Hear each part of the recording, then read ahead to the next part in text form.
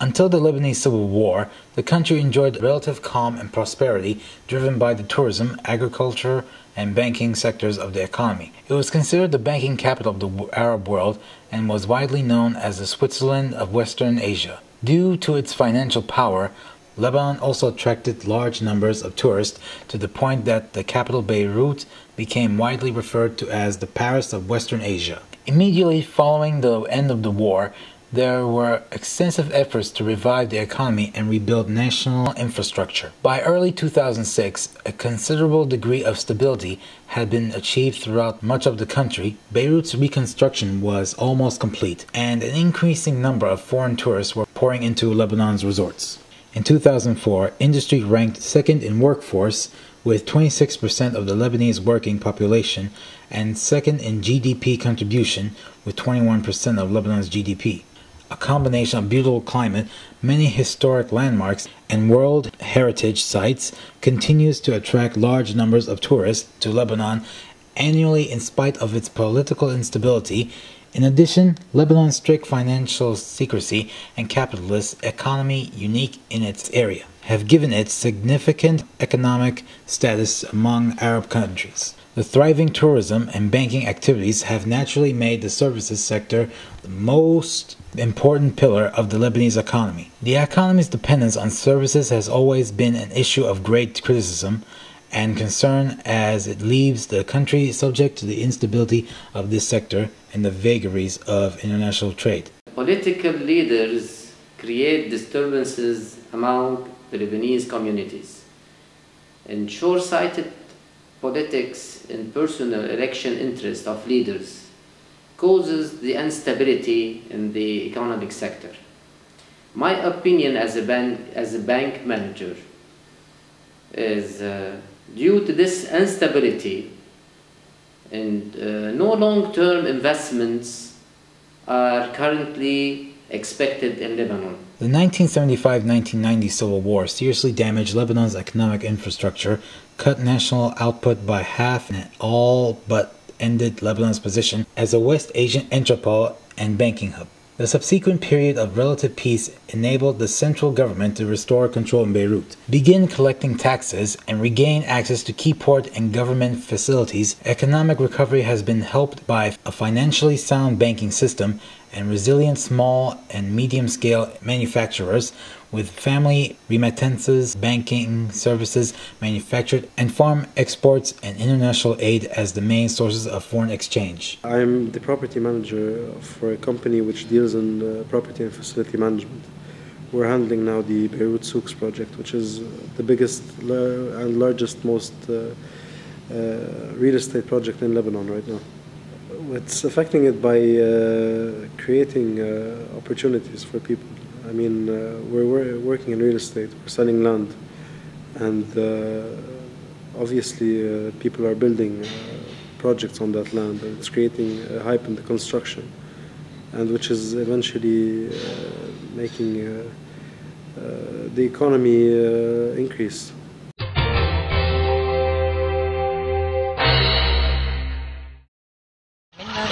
مصوري فضائية الأقصى التي وصف جراحه بالخطيرة.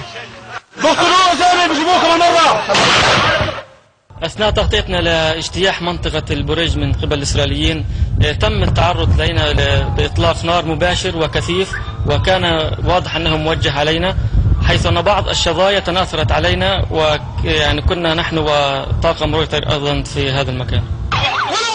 Why the media here is more detailed than the United States? It's more detailed on the local news, not on the in the America or the media in America. You can find a lot of details and a little about the work.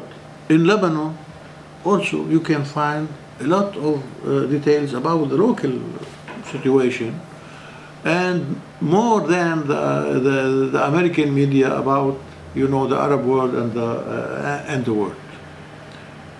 So why can't we get that kind of information over America? It is impossible to have all these details in the American media, because, you know, in America they feel that they are superpower and they don't need to know everything about people, about others. If you are in Washington, you can find some specialists who know something about Lebanon or Syria or Iraq or something. And if you ask the people, they don't know anything about it. So I don't think that the American media will have all these details, because it's not, interested in searching about truth.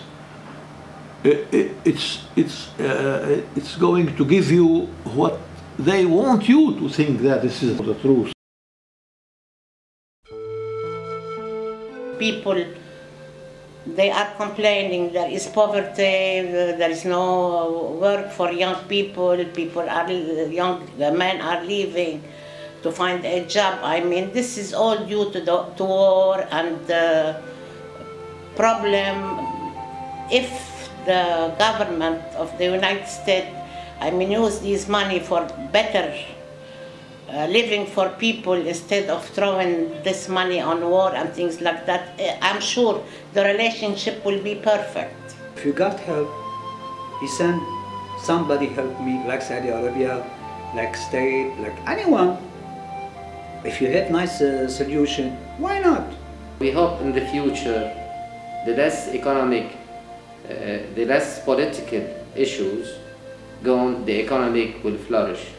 If the political situation stabilizes, I see a big increase in construction and real estate, prices going up, given that stability is going to happen in the country. Today prices are up, but they're stably up. If stability is reached politically, then prices are going to skyrocket. To sum it all up, what is Lebanon? We believe that Lebanon is a melting pot, a country that is home to a diverse population of all nationalities and backgrounds. It's the world combined into the one heart called Lebanon.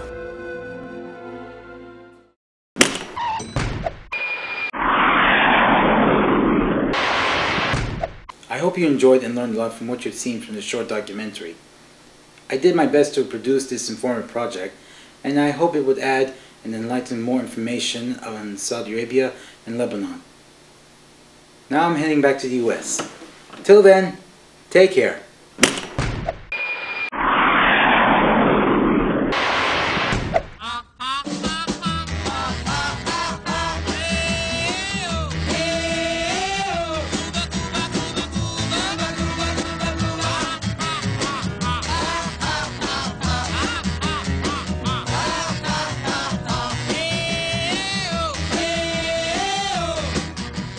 So you think they like the film? Yeah, I'm sure they will like the film. They better, because you worked your backside off of it the past 2.5 months. Enjoy.